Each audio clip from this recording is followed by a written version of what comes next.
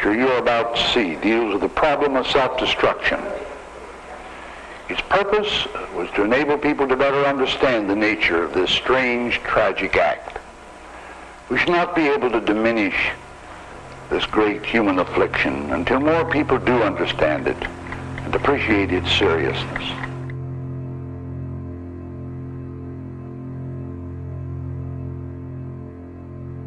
A lot of things about the world these days are very scary.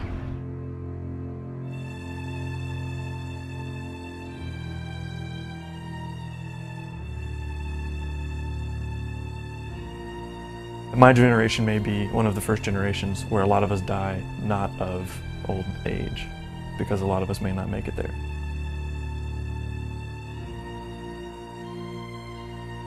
Global warming, it's going to do this, and our climate's going to go weird, and we're like another ice age or something.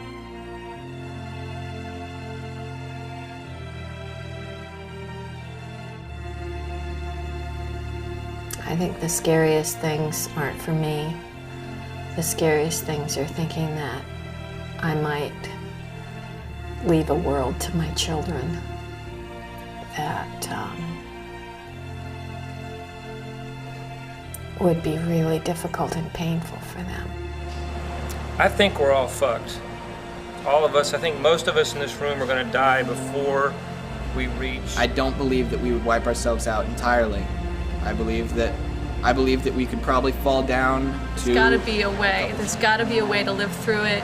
You know, once we're able to look at the world without blinders and see the really horrific mess we're making of it, until we have got to change our whole idea of the way that the world works. I generally just feel like everything is out of balance. Nothing that I can do will make any impact on the planet. We're living a way that doesn't work.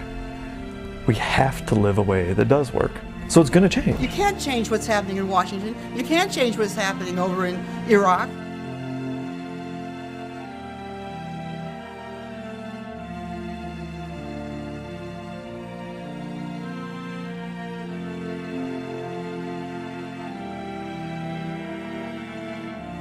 We've met the enemy and he is us.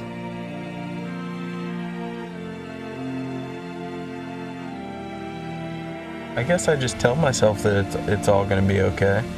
You kind of have to keep going.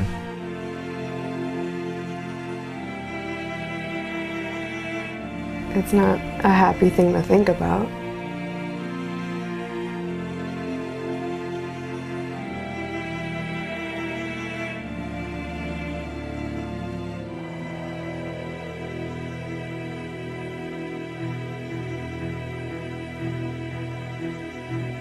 There was a time in my life when I was having this recurring daydream. I'd be sitting in my car, radio blaring, slowly making my way forward through a fast food drive-thru. I'd get to the window and they'd hand me my drink and my burger and fries. And as I waited for my change, off in the distance, a bright flash and a rising cloud. And as the full force of the nuclear blast washed over me, as the icy cold of my overturned Coke seeped into my jeans, I'd think to myself, what a way to go.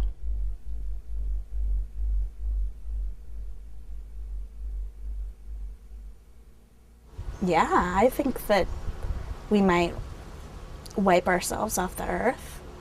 Definitely. I feel like that's where we're headed.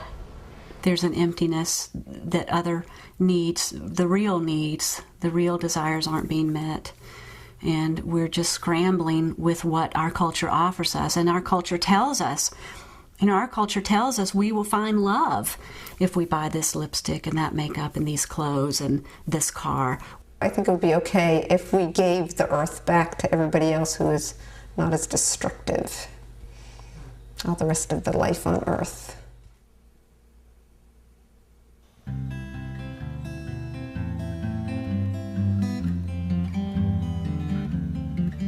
I was born in the American Midwest, central Michigan, the water winter wonderland. I was raised in the arms of an extended rural family, mostly farming folk, solid, hardworking, quiet, giving. I was born into warmth and plenty to eat, a sense of place and a surety of security. And I was born into stories, stories about the value of work and the right way to live, stories about God and country, about community, loyalty, steadfastness, and resolve. Stories about the role and place of humans on this planet. Stories about our relationship to something we called nature. I was born into stories. Nobody told me these stories. They didn't have to. The stories were the air I breathed, the water in which I swam, the ground upon which I walked. They were all around me. We didn't even know they were stories. We just thought they were the way things are. My world was a playground. There were fish to catch, boats to row, parades to watch, trails to hike, lakes to swim, snowmobiles to ride, games to play, presents to open, and family to share it all with. The days would end with sunsets and fireworks, and sometimes I would dance until I collapsed with joy. It was a magical land. Cherry popsicles and warm milk, birthday cakes and store-bought costumes and brand new chairs under the tree. A land of giant geese, well-dressed poodles, talented birds, and even more talented people. The earth was our merry-go-round, our monkey bars, our swing set. As long as we didn't look down, everything would be just fine. I was born halfway up the population explosion. I was born on the slope of rising CO2 levels. I was born in the foothills of a mass extinction. I was born on the rocky rise of oil production. I was born facing forward, looking ever upward, my first step a step up slope, a step into progress, a step into a vast and glorious human future. We were moving on up. There was no looking back. There was a mountain to conquer, and conquer it we would.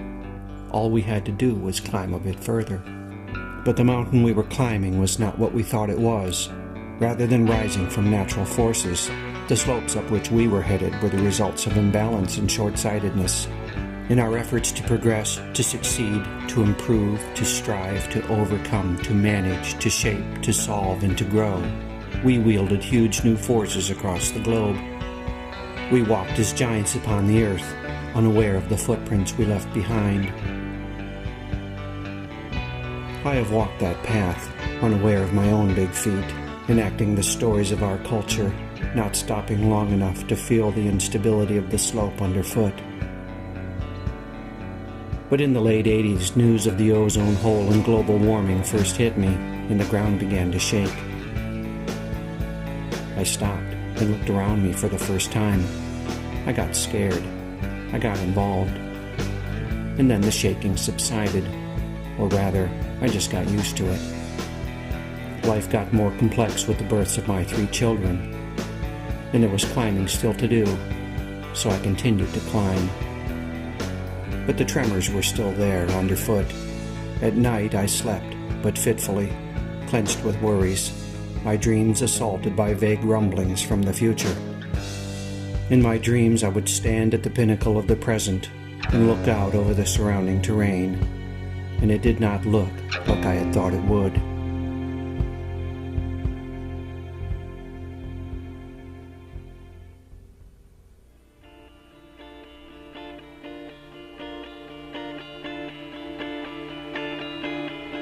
A faint howling in the distance pierces the night. The monsters we have created, lumbering to rampant life, are heading, even now, toward our village. Nuclear weapons biding their time, itching with purposes unfulfilled, as hopeful fingers tremble near buttons. Bunker busters and tactical nukes, suitcase bombs and terrorist acts, power plant accidents and leaking wastes. Plutonium launched into space in rockets known to explode. And depleted uranium poisoning the battlefield, depopulating the land.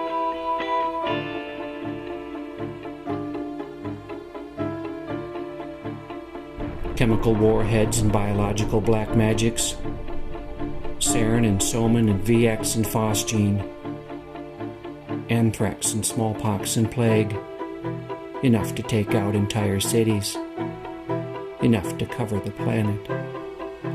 And they don't care who lets them out, as long as they get to play. Other nasties lurch toward us on their own. Old friends, new creations, and recent escapees. Ebola, Marburg, Lassa, and SARS. Swine flu, bird flu, HIV, and AIDS.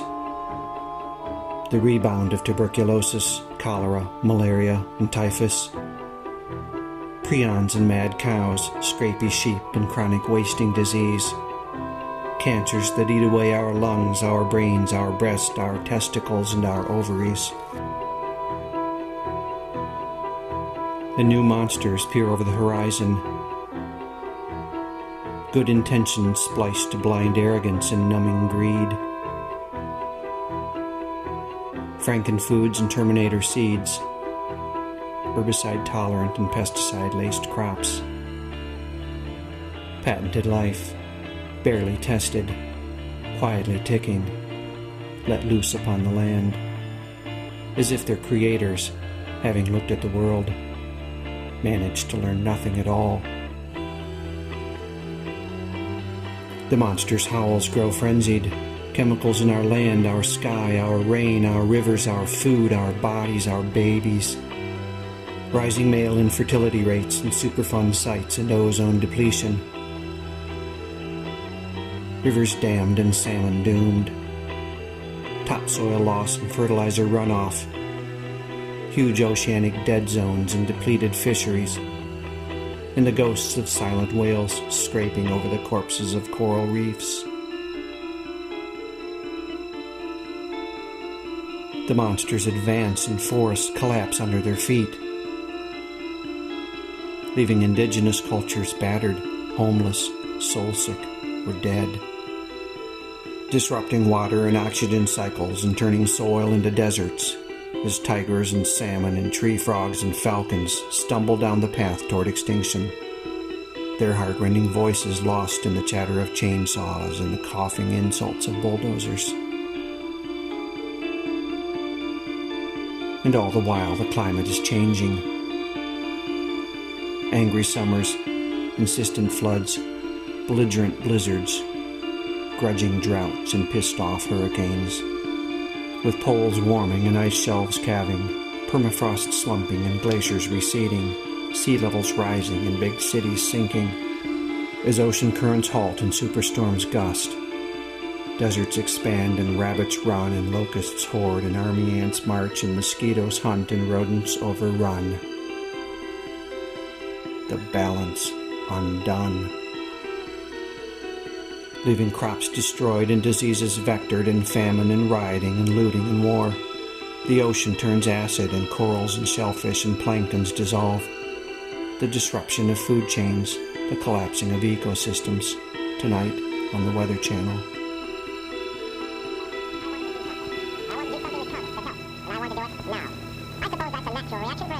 Watch it now while you can, because oil is peaking with no clear replacements. Production will falter as demand keeps increasing, and the price, which is rising now, will just keep on rising. Imagine the impact of the global economy, to the truckers and farmers, to your neighbors, yourself. Watch the bidding war rage from trade floors to battlefields. Watch the Pentagon plan and the Patriots Act. Go look out the window. Do you feel a draft? World populations fueled by the input of oil. We could reach 7 billion by 2013. That's billions of bodies more than the planet can sustain without oil. We're consuming the planet and poisoning the soil and the air and the water that we all need to live. We're driving a high-speed train to the end of life, and we're taking the rest of the planet, trillions upon trillions of living souls, along with us. And all of this, all of this, all of this, all of this is wrapped tightly inside a culture of denials and lies and absurdities so complex and so powerful that we can barely see through the smog. The monsters are screeching at the village's edge, so huge and so horrible that we cannot bear to look at them. And we, bound in a cultural straitjacket of our own making, slumber on as they draw near. Working jobs we hate, consuming products that do not fulfill, distracting ourselves as best we can with television, drugs, food, sex, and entertainments, hoping our leaders will find some answers, awakening, finally, in the still hours of early morning, to the shapeless realization that they will not.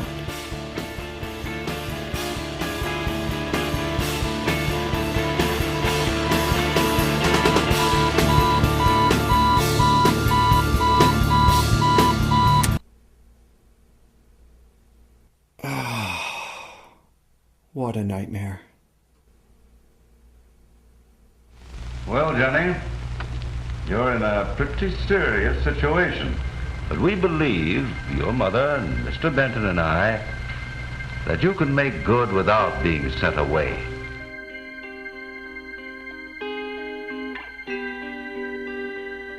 There's always been a part of me that has suspected that I would see the end of the world as we know it in my lifetime. It seemed built into the situation, a certainty of population dynamics, the inevitable end to Mr. Malthus' musings. At some point we would near the sun, our wings would fail, and we would plummet back to the earth. Fuck! New voices spoke of possible futures. Hey, can I have some of those purple berries? Crosby, Stills, and Nash sailed the wooden ships. Shit, not again. Ridley Walker wrote his connections. And Charlton Heston ate Soylent Green with the Omega Man on the Planet of the Apes. You maniacs! The world looked insane to me, but nobody else seemed to notice, so I buried my thoughts and muddled on. Deep inside, this was tearing me to pieces. I remember looking in at night on my sleeping children and feeling a deep and gnawing terror for their futures. But I locked my fears tightly in my heart, hit the snooze button, and slept a while longer. And then I came across Daniel Quinn and Derek Jensen, two writers who helped me, with books such as Ishmael and The Culture of Make-Believe, to recognize the stories of our culture, the beliefs and assumptions and fables that have shaped our lives, the fairy tales we have told ourselves, the madness we have made manifest in the world. Quinn speaks of the Nazi regime, of Adolf Hitler and the story he told the German people, a story about the lost destiny of the Aryan race, a story of oppression and defilement, a story of victory and vengeance and greatness regained. And Quinn explained how the entire nation, oppressors and oppressed alike, Jews and good Germans and gypsies and gays, were all held captive by that story. We who live today inside the dominant global culture are similarly captives of stories. Stories that surround us like the air we breathe. Stories that we enact at our own peril. Stories that threaten the community of life itself. Have you heard the one about humans being separate from nature? Different, special, the pinnacle of creation?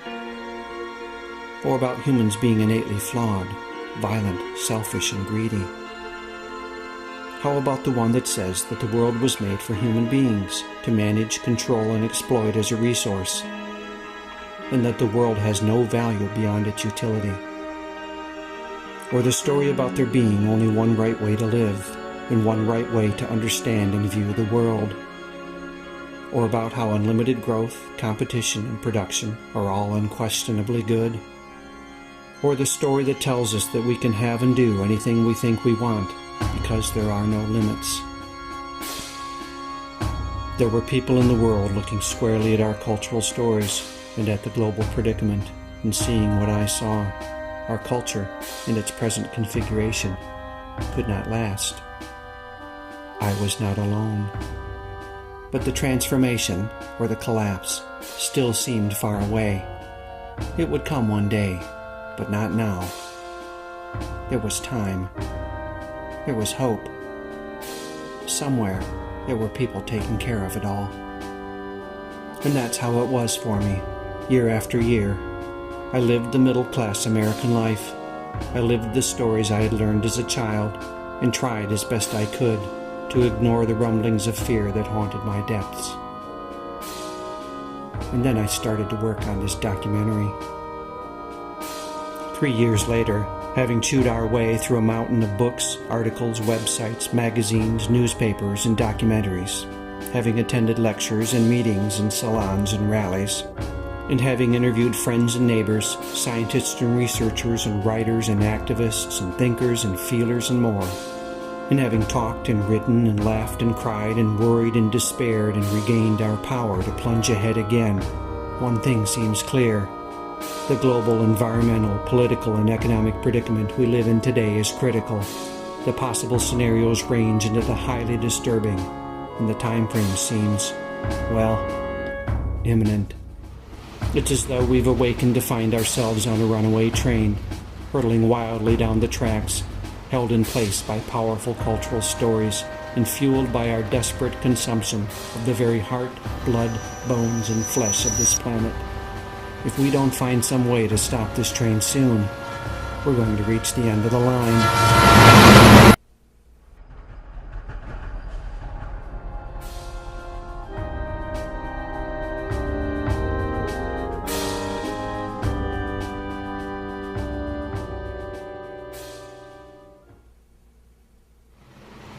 So what do you see when you wake up on the train? I can tell you what I saw. I saw the ground beneath the pavement, the man behind the curtain, the monster under the bed, the real below the rails.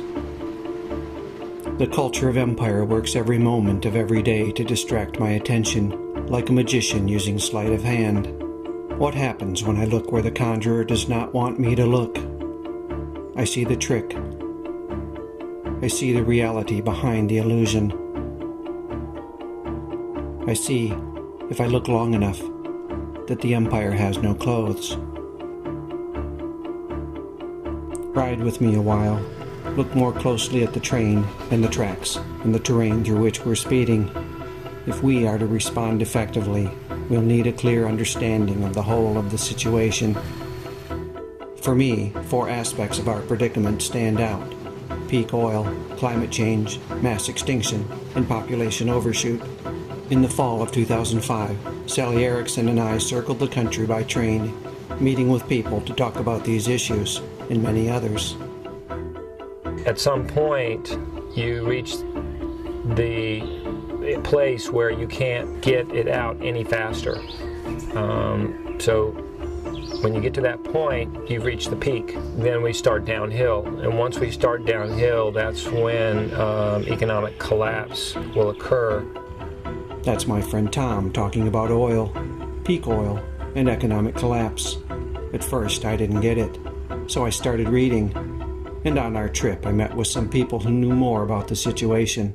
Over the last 150 years, we've created a society that runs on oil. And it's inevitable that we would have done so, because it's just such incredibly inexpensive, convenient, energy-dense stuff. I spoke with Richard Heinberg, a core faculty member of New College of California and author of 3 books on peak oil.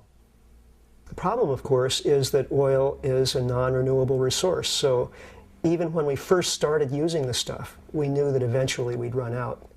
I met with the journalist Paul Roberts, who wrote a book about oil depletion in 2004. At some point, since oil is a finite resource, you can't keep raising production. Usually this is about the halfway point. When you've depleted half of the resource, it becomes harder and harder to raise production. It doesn't mean you run out, and a great deal of oil is still coming out of the ground. If we were to peak tomorrow, we'd still have 82.5 million barrels coming out of the ground every day, but it would be really hard to get 83.5 million barrels. Gerald Cecil, a professor of astrophysics at the University of North Carolina at Chapel Hill, has been so taken by the oil situation that he's now writing a book about it. The rate with which oil has been coming out of the ground has stagnated. It's stagnated at 84 million barrels of oil a day, which sounds like an incredible number, but that's what we use to power ourselves at today's rate of use. And as the world population continues to grow, and as prosperity presumably continues to grow and people power up in their energy use, we get to a situation where there isn't any excess capacity to keep that powering going. And at some point, you end up with a flat supply and a growing demand, and you have serious problems. And that's the nature of peak oil. Are we at or near the peak of oil extraction? There are many signs that we are. Discoveries of new oil peaked right around 1963-64. That was a long time ago. So we're not talking about a couple of years of bad luck in exploration. This is a long-established trend. We've been discovering less oil with every passing year. It's at the point now where we're extracting and using about 4 or 5 barrels of oil for every one that we discover. Now, the oil industry responded in a number of ways, but one of the things it did was begin developing some amazing new technologies to help it find more oil faster. And despite this huge investment in technology and these great leaps forward, the rates of discovery are still declining. Country after country is reaching its own national all-time oil production peak and going into decline. The U.S. was one of the first to do it back in 1970, and now something like 30 or 33 countries are past their peak. And so it's inevitable that within the very next few years we'll see the global peak in oil production. Nobody's ready for that. Not ready for what exactly? What will the end of cheap oil mean for the world? I want to speak with the writer and activist Jerry Mander. I'd let myself believe that the real problems were decades away. Turns out they're probably right around the corner. All the structures that now exist, our urban formations, our transportation systems, our means of getting food, globalization as an economic model, capitalism as an economic model, which depends upon constant expansion and growth and ever more resources. It cannot possibly continue to exist because they're all based on the root base of all of it is the existence of cheap energy. In order to avoid a deflationary depression, we have to have continual growth in the money supply, which has to be based on continual growth in economic activity, which must be based on the continual growth in available energy and raw materials. We've built an economy based on the idea that it has to grow every year or else collapse. So soon the economy won't be able to grow, and all signs are that we may be facing a kind of global economic collapse because of peak oil. It seems that if our economy is poised for meltdown, our agricultural system is doubly so. I spoke with local sustainable designer Harvey Harmon and with writer Richard Manning about what he calls the oil we eat. The average piece of food in your supermarket has traveled 3,000 miles or more to get there. So not only is it based on petroleum to grow it, but then it's transported and refrigerated. And it's a system that's very dependent on cheap energy and it's very energy intensive. If we take a look at about 1940 and an American farmer, that farmer was using roughly a calorie of fossil fuel to make a calorie of food. Today, that same farmer uses something like 10 calories of fossil fuel to make a calorie of food. That means that petrochemicals, fossil fuel, have become embedded in our food supply. If we run out of fossil fuel, that strategy will collapse in a heartbeat. Sadly, with so much at stake, oil grows increasingly worth fighting for. My friend Ray said it best.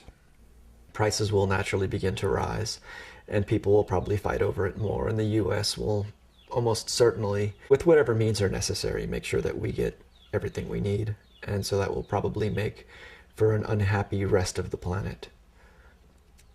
it's a permanent state of affairs. You know, the fuel crisis will be over in a couple of 100 million years when everything is settled down and there's a lot more having been made from all of us.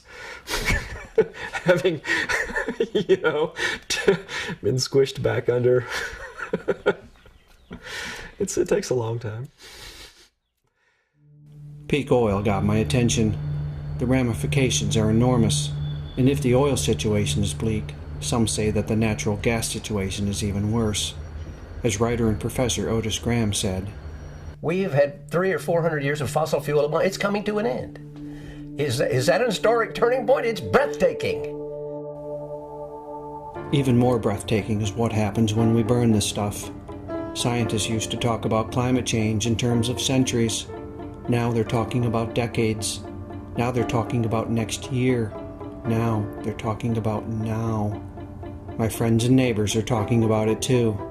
We've increased the levels of carbon dioxide in the atmosphere, which traps heat in the Earth's atmosphere, which raises the temperature. The glaciers are melting, the sea ice is melting. You know, the polar ice caps are basically melting. And I hate it. I hate feeling like we've done this to nature, and not to mention all of the animals, all of the wildlife that are going to die. It'll begin to happen. It's already beginning to happen. It's happening everywhere. You know, it's happening. It's terrifying. It's a drag. That's putting it mildly. The only good thing I can think to say about climate change is that when I understood the climate situation, I spent less time worrying about oil. Some people have said, and I think they're right about this, we're going to run out of air to burn before we run out of fossil fuels to burn. In other words, the fossil fuels are creating the global warming problem, the CO2, and the pollution problems. And if we keep using those, it's not really a matter of when we run out of fossil fuels, it's when we befoul the atmosphere so much and create so much global warming, it's irrelevant how much gas we've got left. There, see what I mean? You feel better already, don't you? So whom else could I speak with about the climate? Turns out I didn't have to go very far. William Schlesinger, Dean of the Nicholas School of the Environment and Earth Sciences at Duke University, had this to say. We have raised globally in our atmosphere the concentration of carbon dioxide from about 280 parts per million in the late 1800s to close to 380 parts per million today. That's roughly a 30% increase, and the projection is that we'll be 550, 560 in the year 2050. Schlesinger's colleague at Duke, Professor of Conservation Ecology Stuart Pym, added this. There is now a strong scientific consensus that has caused warming over the last several decades, maybe centuries, and there's a strong expectation that it will continue to do so. So, greenhouse gases on the rise, temperature on the rise, more floods, more droughts, rising sea level. It's been in the news for some time now. How does this impact the community of life? Birds are arriving earlier in the springtime. Plants are flowering earlier. Species ranges are moving northward. We are seeing an extraordinarily strong signal, biological signal, of what global warming is doing for us. Crops and trees will grow in places they don't grow today. We have a lot of suspicion that they may not grow as well. And we're beginning to see extinctions of species that have literally no place else to go as the climate gets warmer. There's one impact I found particularly sobering. The carbon in the atmosphere goes into the ocean. It gets absorbed in the ocean as, I want to say, carbonic acid. Changes in the atmosphere, for example, of carbon dioxide can be buffered by absorption of the carbon dioxide into the oceans, that as you do that, you do change the acidity of the oceans. And we are finding that there's a measurable change in the acidity of the oceans. And that is making it harder for the plankton to form their shells. And if there's a plankton die-off, that's the bottom of the food chain. Plankton, as well as corals, are threatened not only by rising acidity, but by rising temperatures. Phytoplankton levels have declined by as much as a third in some northern oceans, and this has resulted in significant impacts to fish and krill and bird populations. But the reported dangers go far beyond a breaking of food chains, which is bad enough. Phytoplanktons produce half of the oxygen we breathe. Half. And they are a major carbon sink. When plankton dies, more carbon remains in the air, which means more warming. On top of this, new evidence shows that climate can shift very rapidly. Slow changes can build to a tipping point, and the system can then shift abruptly to a new state. This is happening in the oceans, where a global current known as the Grand Conveyor Belt is now being impacted with possibly disastrous results.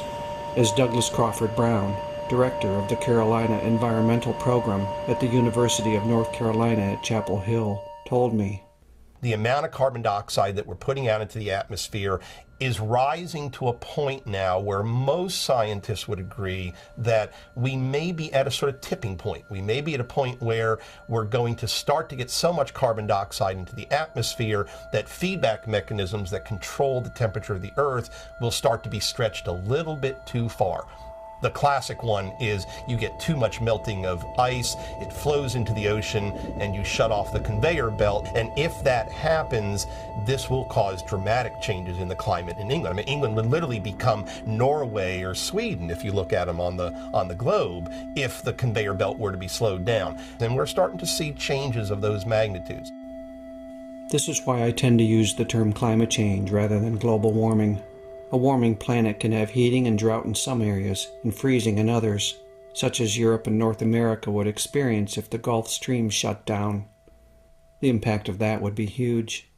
Those portions, much of which supply the agricultural bounty for Europe and the U.S., would have dramatic changes in climate, particularly affecting agriculture. There are a number of self-reinforcing feedback loops now in operation. Here are two such processes. The polar ice melting, which is opening huge areas of sea in the polar regions.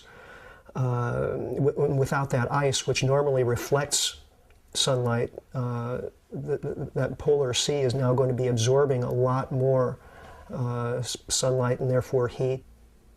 We have a lot of carbon stored in the permafrost, and those permafrosts are starting to defrost, and when they defrost, that carbon is going to be oxidized to carbon dioxide or brought out as methane and so on, and that will be a dramatic increase in greenhouse gases. This may get out of hand, and we'll suddenly be looking at a very rapid warming of the planet. This may get out of hand.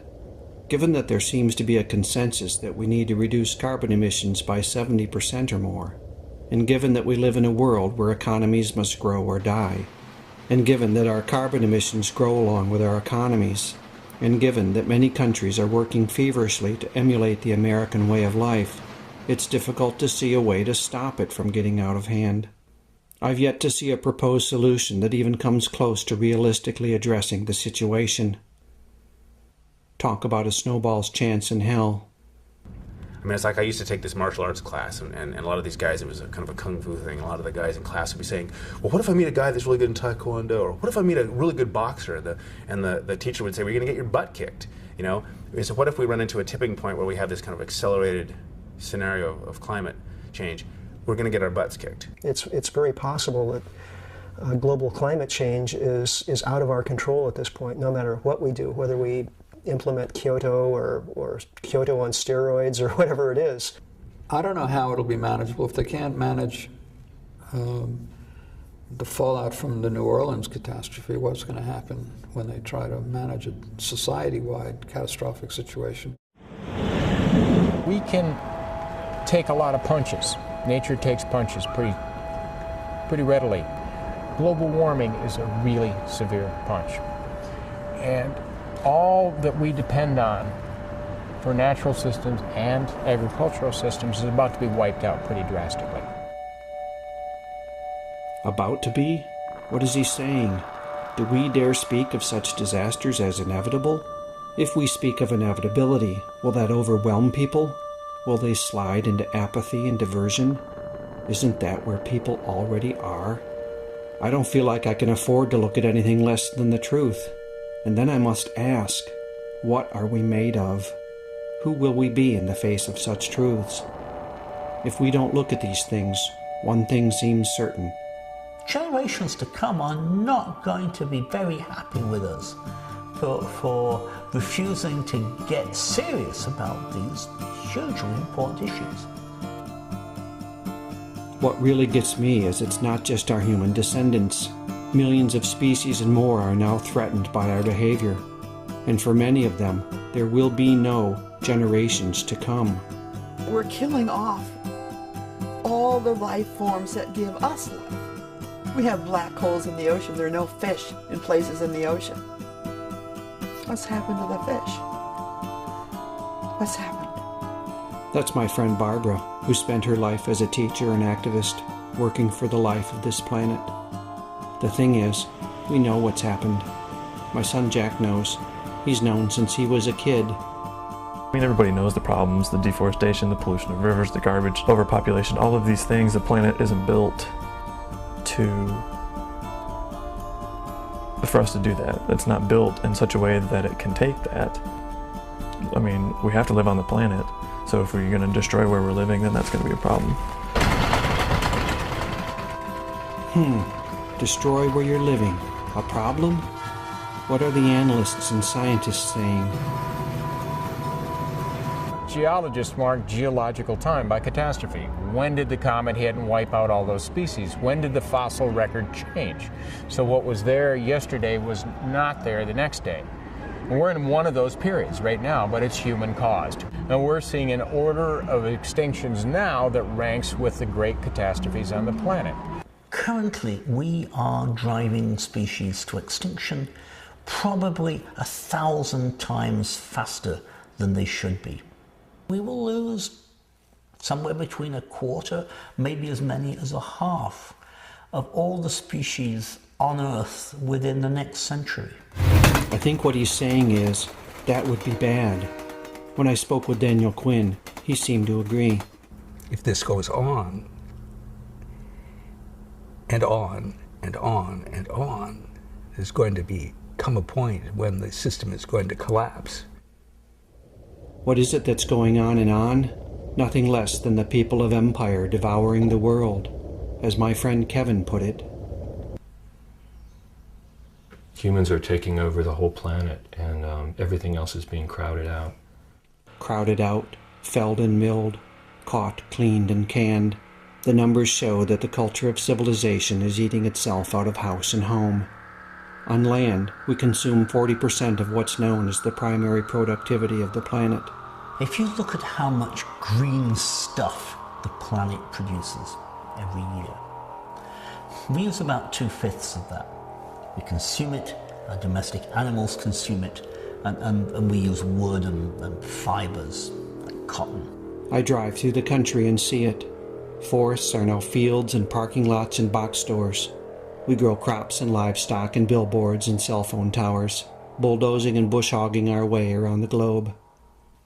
And it's a destruction of the places where species live that's the principal cause of species becoming extinct.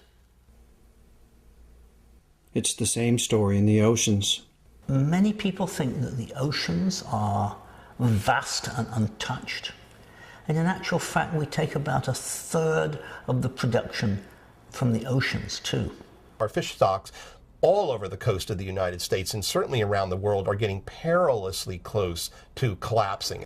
Most of the desirable large predatory fish, snapper, swordfish, and the like, have been reduced down to 10% of their previous population. Down to 10%? Maybe that's why we're now eating tilapia instead of cod. The cod is almost gone. And with your tilapia, may I suggest a big tall glass of drinkable water? When it comes to fresh water, we probably take about half of the available fresh water. Part of the way we've fed the planet over the last 30 years as we've doubled population is to use a whole lot of water. Our agriculture is now the leading user of water in the world and in this nation as well. Our watersheds in the United States have been so highly developed that even small changes in the amount of water that falls are beginning to cause large implications for society's availability of water. Multiplying the impact of consumption and habitat destruction is the fact that, with fuels, with pesticides and herbicides and industrial chemicals, with noise and with electromagnetic waves and with human activity and with structures of control and domination, empire is literally and metaphorically poisoning every square inch of the planet. Yes, life will recover from what we are doing to the planet, but don't hold your breath. It's going to take millions of years. It's going to take an incredible number of human generations. Trillions of people will live in a biologically impoverished world if we don't stop our human impacts now. I spoke with Daniel Quinn about this mass extinction. He gave me a metaphor that has haunted me since. We are like people who live in a very tall building, brick building. We live on the top floor, and every day we go down to the lower floors, and at random we knock bricks out and take them upstairs to the top and build higher. Every day, downstairs, 200 bricks, take them upstairs. And the building is perfectly stable, but it's not going to be stable forever because we are attacking the structural integrity of the building. 200 species a day, day after day after day, year after year. And as our population increases, it's going to turn into 400 species a day and 1,000 species a day. And there's going to come a day when the system is going to collapse. 200 species a day. This is calamitous. We may already be well over 200 bricks each day, and it looks to me like the building is not far from collapse. Everything in me wants to run out of the building before it comes crashing down around my ears. But where would I run? Empire now covers the planet. The building is everywhere, and almost all of us are inside of it. All of us. All 6.5 billion of us. One of the hardest things to talk about is the human population explosion. The friends and neighbors I spoke with all seem to agree that the enormous increase in human population would soon have to be reckoned with. We're approaching full tilt, I think, in terms of what the planet can sustain. Any species that has outgrown its environment is pressed for resources. Is it just all going to end, and is that going to be the solution? You know, are we going to become extinct like the dinosaurs? Equilibrium will be re-achieved. Unfortunately, nature is a harsh taskmaster. Because we're so intelligent, because we're such a different class of animal with such a big brain, we have the ability to understand and foresee and prepare and stuff for these things. It doesn't mean we will. How will we face into the issue of human population? I went to speak with William Catton, a professor of sociology and human ecology at Washington State University, now retired, and author of an amazing book on ecology and human population called Overshoot. According to Catton's assessment of the carrying capacity of the planet, I think the way we're living now, the world was overpopulated already by the time of our Civil War. The population at the time of the U.S. Civil War was just over 1 billion, so we've now overshot that number by more than 5 billion, as Catton told me. It is possible to exceed carrying capacity, but only temporarily. If you exceed carrying capacity, you then damage the environment upon which you're depending. Looking closely, I've come to see that population numbers for humans, in and of themselves, are only part of the story. As Catton points out, it's the damage those numbers do that counts, and that damage is intimately connected to our way of life. The Earth supports as great a collective mass of ants as it does people. It can do so because ants aren't building 6,000 square foot homes, driving 2 hours to their jobs, buying plasma TV sets, and killing each other with depleted uranium munitions. We in the developed world have 32 times the footprint on the planet, on the resources depletion, 32 times the person in India. Well, I think we all know that, though the figure is stunning. And it ought to make us really think and start to talk with each other about this. You talk about how many energy slaves per capita do we have. In this country, we've got something like 70 times as many energy slaves per capita as people in Bangladesh. Instead of thinking of that Bangladesh as the overpopulated country, if you multiply each of us by 70, take that 290 million or whatever number of us there are now, multiply it by 70, wow, we are an overpopulated country. In those terms, the U.S. is a nation of 21 billion people, and my own 3 children add 210 to that number. To speak of population, then, as the root cause of our problem makes little sense to me. It conjures images of crowded third-world cities and teeming masses of human flesh, while the global impacts of rich first-world lifestyles go unexamined. Big feet, more and more feet, and more feet getting bigger and bigger. And if these feet just keep on walking, one of these days they're going to walk right into oblivion. It cannot be sustained for much longer. There are any number of catastrophic forces that could lower our numbers as oil depletion, climate change, and environmental collapses play out. One thing large populations are especially prone to is disease. Microbes are going to have a lot more to do with it than humans have to do with it in the end. In nature, and we're still governed by natural rules, we don't like to think we're not, but we are. And when you put together the kind of biomass that humans represent on this planet, we're an asset to somebody. We're a resource. But it may be possible to meet the situation with consciousness and intention. Once we get to the peak human population, wherever that is, I hope it is 8.5 billion rather than 12 billion, but it's going to be high. Whenever we get there, what? Do we have a vision of what we should do? I mean, we got to the peak, and there's trouble all around us. What should we do? Somehow we've got to devise a way for obtaining a soft landing as we reduce the population from 6+ billion down toward 1 billion. If we decide we want to reduce it, we can see to it that the reduction occurs in a more humane way than it will occur if we just try to keep on business as usual. Humanity's never been in this. This is new. This is new. And this is big. And this is not being talked about. And because it is not being talked about, we have no clear idea how we might devise that softer landing.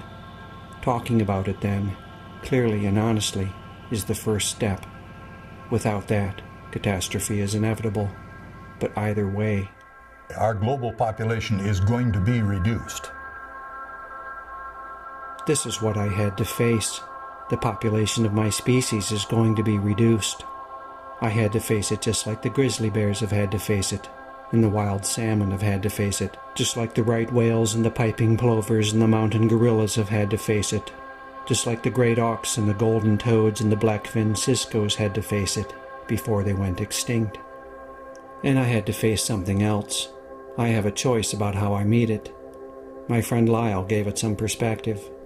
The fact is that there have been die-offs of civilization. There have been collapses of great, mighty civilizations. Sophisticated, powerful, unbelievable civilizations have collapsed. And it's a choice. It's a choice that we can decide to succeed or fail. And I'm going to go ahead and decide to succeed, thank you. And I'd really like it if you'd come with me. What choices do we now have? What would that success Lyle speaks of look like? What is inevitable at this point? And what remains to be created if only we awaken to our power? Most importantly, why have we not already awakened? And you know something? The more you talk about your problems, the easier they are to solve. It's bottling things up inside that's bad. We can't survive apart from the earth. And so we're killing it. I think part of looking at things exactly the way they are is feeling how isolated and alienated we have become from ourselves, from the people around us, and from the natural world. And when you look at that and experience that, the natural response is deep grief. Deep grief at the loss of connection.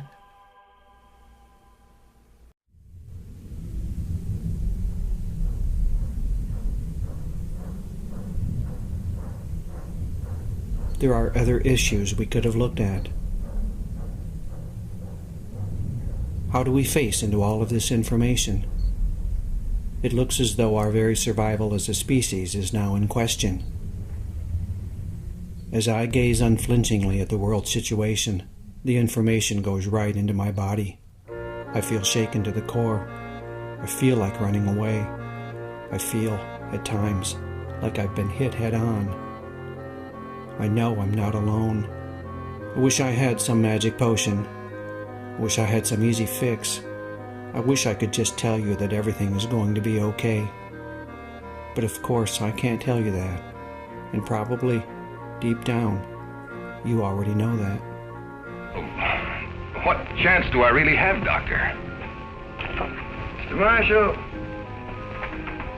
I have no desire to mislead you.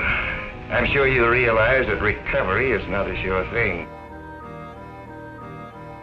36 years after the first Earth Day, 44 years after Silent Spring, the planet is closer now to ecological meltdown than it has ever been.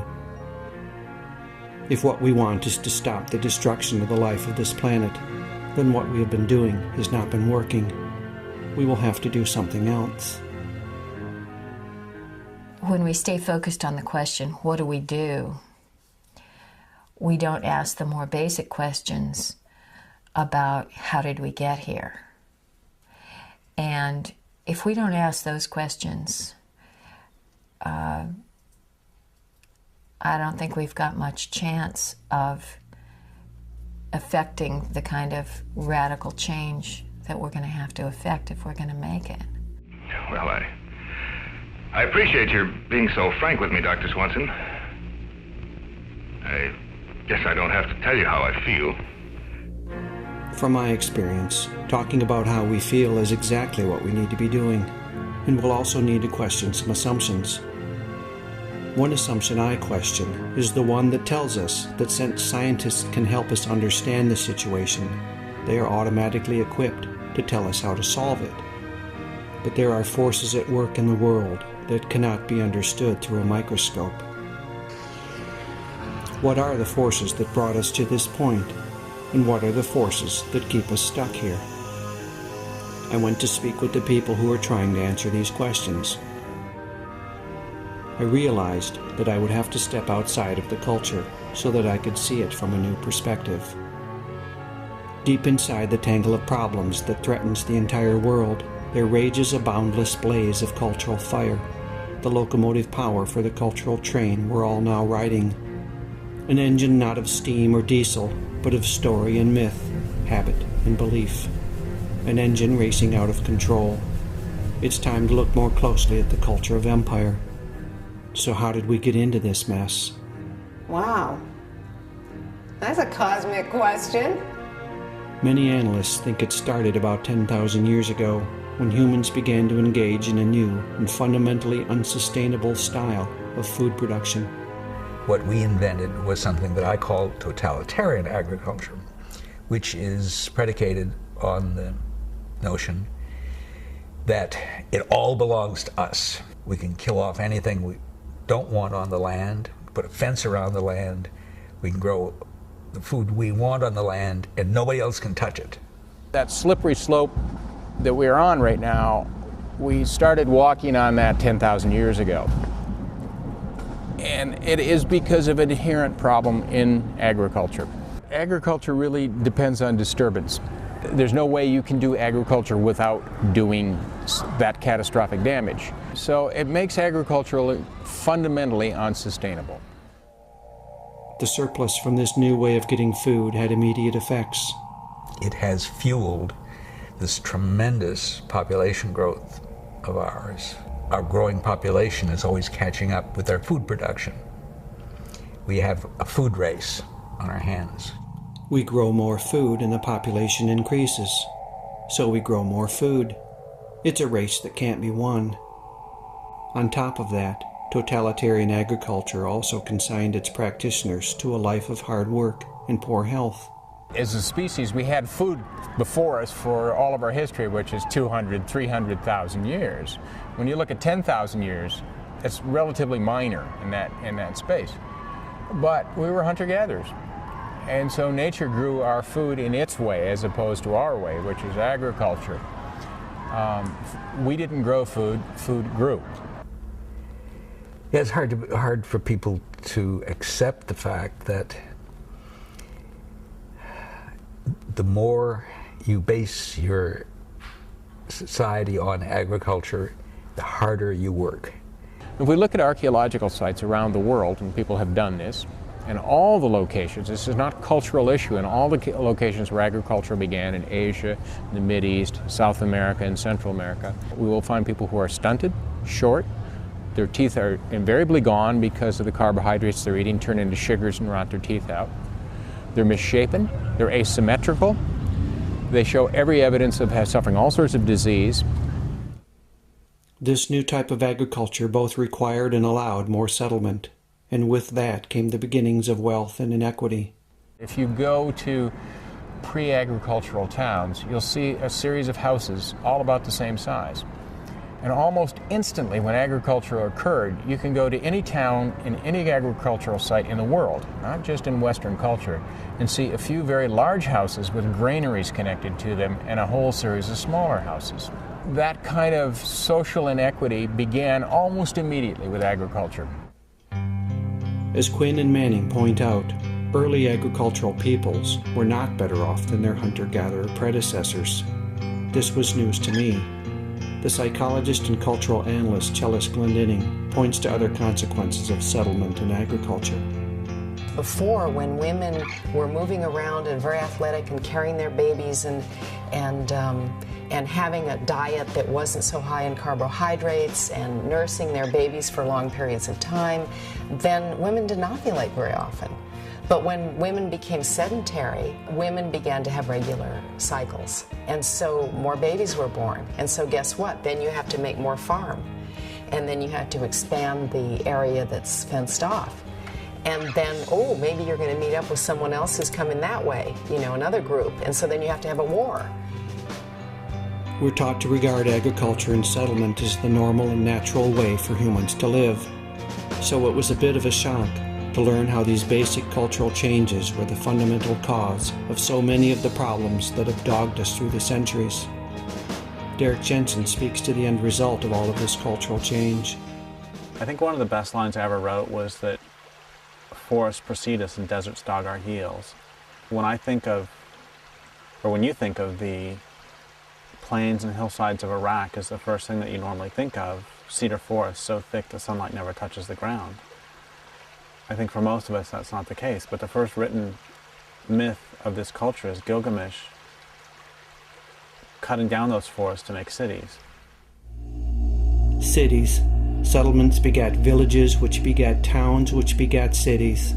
Totalitarian and catastrophic agriculture, the accumulation of wealth and power, and increases in population all came together to give rise to a new form of human culture, the culture of cities, the culture of civilization, the culture of empire. I realized as I was writing the newest book, Endgame, that I'd been bashing civilization for probably 10 years now, and I'd never defined it. I didn't know what I was talking about. And so I define it in that book as a way of life characterized by the growth of cities. I've defined a city as a collection of people living in numbers large enough to require the importation of resources. A city could be defined almost as a human ecosystem that grossly exceeds the carrying capacity of its local environment. As Jensen and Catton point out, because cities exceed the carrying capacity of their local environment, and because they require the importation of resources, then those who live in cities are locked into the inevitability of getting those resources from somewhere else, from somebody else. by whatever means is necessary. Often that means is trade, but trade requires transport, and transport requires energy, and energy has to come from somewhere, and it eventually runs out. And trade requires willing partners, but people do not always want to trade. When trade breaks down, and you need those resources, what remains is war. We now need oil to keep our cities going. Watch the bidding war rage from trade floors to battlefields. Watch the Pentagon plan and the Patriots Act. Let's stop for a second and regroup. I told you I've had to challenge some assumptions. We've been doing agriculture and expanding and growing and building cities and accumulating material wealth for so long now that it just feels like this is how things are supposed to be. But how can a way of life that is destroying its own support systems be considered how things are supposed to be? They did eat every herb of the land, and all the fruit of the trees, and there remained not any green thing. Let's move on. Once our native human intelligence and creativity was combined with the defining impulses of empire, things began to snowball. We kept using more and more sophisticated technology so we could put off the inevitable, which is we've got physical limits. Using the power of technology, we could break through the limits and laws and rules that kept the community of life in balance for millions of years, temporarily. Rules, all the time rules. I'm sick of them. Excuse me for interrupting, boys and girls, but maybe you would like to find out just what it would be like if there were no rules. But how could we do that? By going someplace where there are no rules. There's no such place. But maybe there is a way we could go to a place without rules. How? By using our imagination. Now let's all pretend real hard. And pretend we did. Thinking we had no limits, our power to control went right to our heads. As historian and geologian Thomas Berry put it, we in America are fantastically absorbed in the fact that we are controlled, in a sense, of the destinies of the universe. So, and whatever we do is what needs to be done. What I say goes, see? I'm the law around here.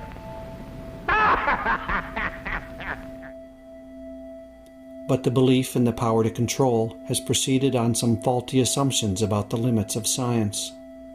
Science has given us a way of understanding the Earth in such a way as to enable us to use the planet. That's the challenge, the use of the planet. And that's the fatal aspect of science, is that science gives us the power, but it doesn't explain how to use the power. I've been confused about technology. I've heard all my life that technologies themselves are neutral, that it all depends on how we use them, that they can be used for good or ill, depending on the wisdom and intelligence of the user. But, as Jerry Mander explains, that's completely wrong. You can do an analysis of every technology and find its beneficial aspects and its negative aspects. The idea that it's just about the way we use it is absurd, because these are built-in factors. As an example, the difference between nuclear and solar is more than in how we use them. Each technology has built-in characteristics that determine how they end up being used, and who uses them, and for what. Military scientists are not now working on a solar-powered warhead, and neither am I looking to put a nuclear water heater on my roof. Because of this misunderstanding, it's easy to get trapped in the myth of the techno-fix. Ever since that division of humans and human space away from the rest of the world, there's been one problem arising from that situation after another. You know, oh dear, we have to pipe in more water for the more farms, you know. Oh dear, now we have to travel great distances. Oh dear, now we need more resources, we need more land. whatever. It's been one technological fix after another. And then as soon as you try to answer something with some kind of a technological fix that doesn't really go to the root of the problem, then there's going to be new problems. And then it just rolls along, you know. And so now, I mean, you look at the state of the world now, and half the people in the world are living in urban areas. You know, so how do you answer that? You know, and the population explosion has gone to such an extreme. How do you answer that, but with another technological fix? Half the people in the world live in cities, and cities, by definition, exceed the carrying capacity of their local environments. I don't think most people know this. But you'll agree that to make up your mind fairly, you have to know all the facts. See, I don't think you know all the facts. If we knew all the facts, we'd have discarded the myth of the technofix a long time ago. To my eye, our crisis, at its deepest levels, is a crisis not of technology, but of meaning and purpose. We keep acting like all we need do is throw more technology at it, while we fail to understand or even see the clearly cultural issues that doom to fantastic failure these ever more desperate attempts to keep the present system going. We've been pretending for so long, we've forgotten what we once knew. You can't survive in the long run if you don't follow the laws of life. As we settled into agriculture and civilization settled into us. We fenced ourselves off from the world. And everything inside the fence became what we needed to survive, and everything outside the fence became threatening, wild, you know, uncontrollable. Keep it out. And our technologies cut us off from our own experience.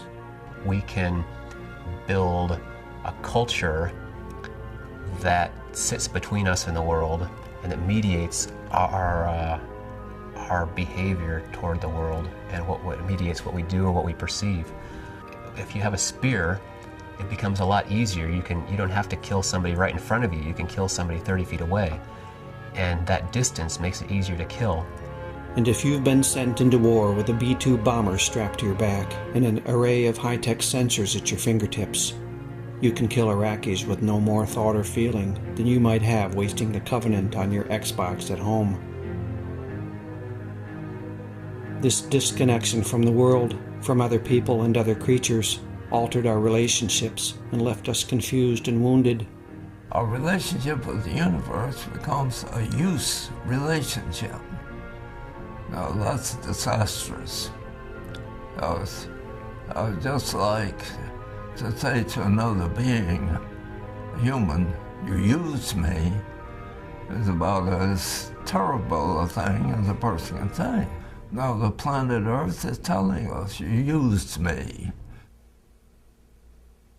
At what point do we stop and listen? And if we stop and listen, what will we be able to hear? Disconnection has stopped our ears. The planet's voice barely registers. Our minds are clogged with stories. Central to my understanding of the world is this: all cultures are based on stories. The culture of civilization and empire comes with its own unique set of beliefs and impulses. Listen to some of the stories that have brought us to our present predicament. There's never quite enough.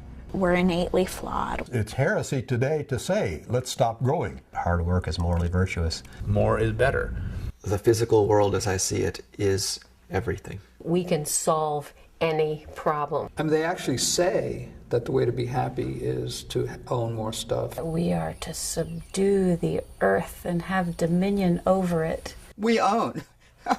We own the planet. We own everything here. We own these resources. Humans have rights, and nothing else have rights. There are many times in which people just don't want to be told that such and such a place is off limits to them. Living with stories like this, is it any wonder we're devouring the planet? In some ways, we're in a culture of 2-year-olds where we just won't look at the limits. Dominion over the earth in Genesis didn't mean to leave this pillaged and smoking. Daniel Quinn has named some of the basic stories of empire. The ambient voice of our culture tells us that this is the best that humans could ever hope for. What we've got right now and where we're going is just unsurpassable. Ergo, any alternative has got to be worse. There were other civilizations besides ours. They did not think that they had the one right way to live, and that everyone in the world should be made to live that way. We are taught to think that we are humanity. If there are other people out there that were different from us, well, they're degenerates or they're just not as far advanced as we are. We came along and began doing things and building civilization, and this is the way humans were meant to live from the beginning, which is one reason why we can't give it up. Here, perhaps, is the most dangerous story of them all. We are superior to all other creatures, and our lives are independent of theirs. Through his intellect, man has developed a superiority over every other form of animal life. With the stories of empire in place, civilization was ready to spread around the planet. Rand Prier explains the core idea of the parable of the tribes, which reveals how the culture of empire prevailed in a process of cultural evolution that selects for power. Imagine there's a bunch of tribes that are living together peacefully, and one of the tribes, for some reason, instead of living in balance and peace, they decide they're going to go make a bunch of weapons and conquer the next tribe and turn them into slaves. The next tribe has three choices. If they run away, the paradigm of the violent tribe expands into their territory. If they submit into slavery, the paradigm of the violent tribe expands their territory. If they build weapons to fight back, the paradigm of the violent tribe expands their territory. And that just goes on until the whole world is made up of people who make weapons and fight and enslave other people. After 10,000 years of this, we've forgotten who we are. How could 3 million years of human life be meaningless?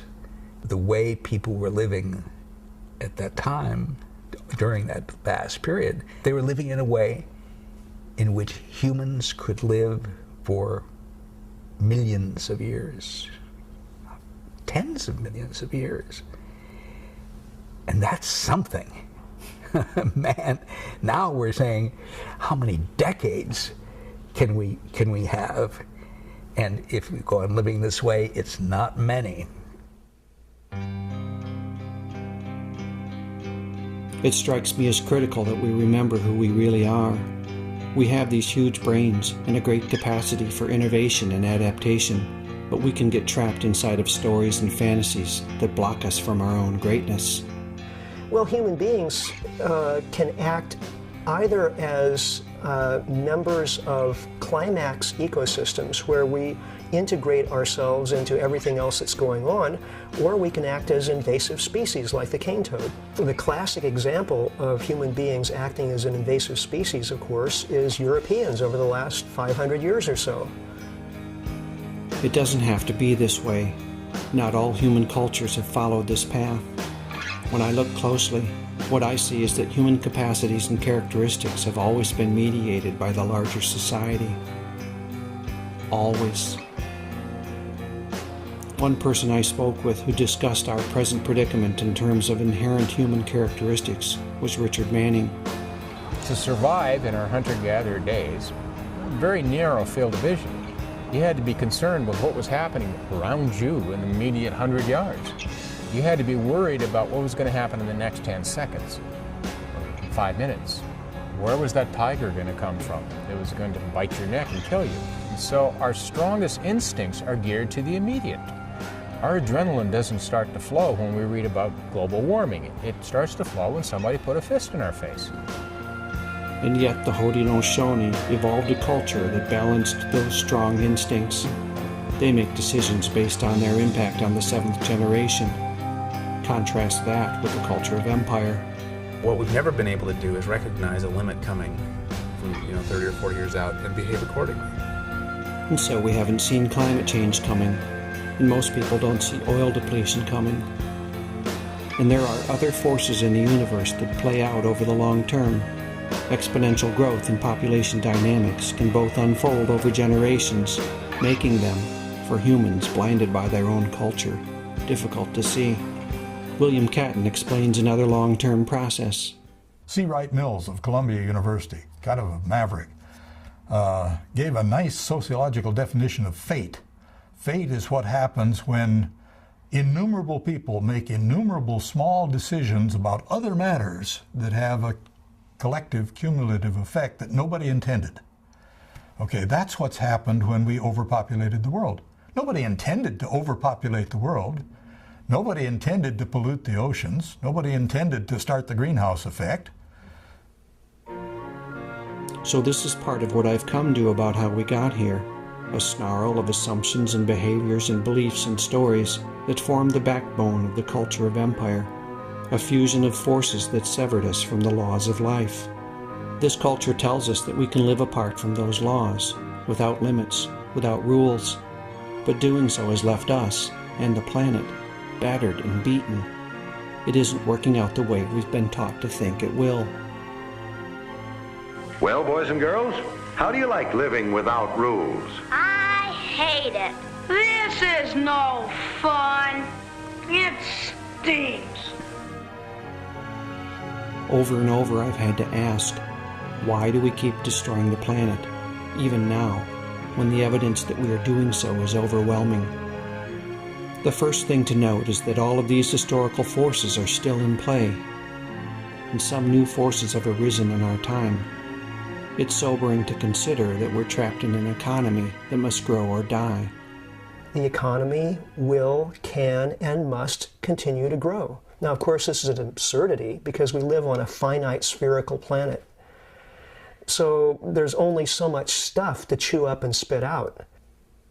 We're assaulted by corporately controlled media that keep us delusional. People tend to think that they have a choice about what information they take from television. And we are sitting and receiving a form of information in which is very, very powerful. It comes in the form of images, and once the images go in, they don't go out. It's almost science fiction in its implications. It's Big Brother, and yet we think it's perfectly normal. As people's real lives become more and more degraded and unsatisfying, and petty and vulgar and irritating and sterile, then the appeals of those glorified images become all the more powerful. There's a great line by Zygmunt Bauman that he says that rational people will go quietly, meekly into a gas chamber if only you allow them to believe it's a bathroom. And I've lost all hope that my government is capable of looking clearly at the situation.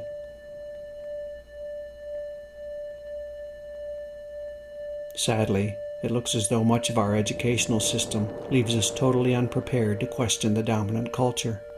It numbs our critical thinking skills instead of developing them. And it goes along with technical, industrialized society because you need to turn people into interchangeable machine parts where you can pull one person out and stick another person in the same spot. These children are being taught to accept uncritically whatever they're told.